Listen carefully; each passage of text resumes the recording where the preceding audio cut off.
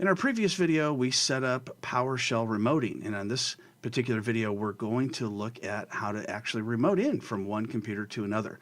So this is the server that we set up the remote access, and just before we test this out, we want to type in a command, winrm space quick config. Hit enter, and if it says it's all set up, you're good to go. If it says that you need to make a change, then go ahead and do so at this time. Usually it'll prompt you to go ahead and start the service or enable some feature in order to make it work, which you can then press the Y key and it'll start working.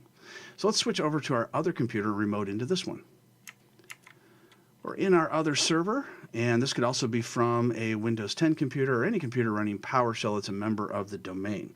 So now what I'm going to do is I'm going to type in enter -ps session.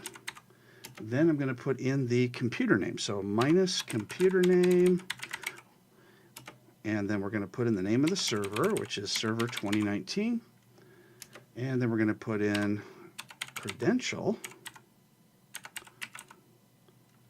and we'll put in the name of the domain, /administrator, and we get a prompt for the password. Hit enter. And look at that, we are now connected to the other server. And you can see that because on the left-hand side, it says server 2019. So I can go ahead and type any command I want, such as get-disk,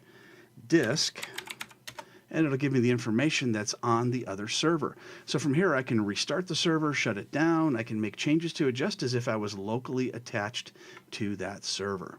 So that is how we remote in from one computer running PowerShell into another computer. And in this particular case, we're using a domain controller and a client server.